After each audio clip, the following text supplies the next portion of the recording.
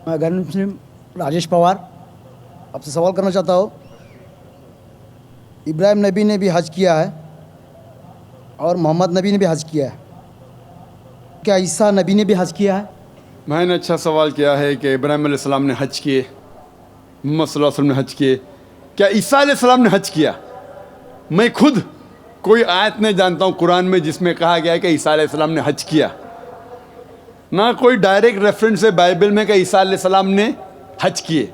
लेकिन बाइबल में ये जिक्र है कि जो कोई मक्का की वादियाँ में जाता है उसके ऊपर सलामती रहती है।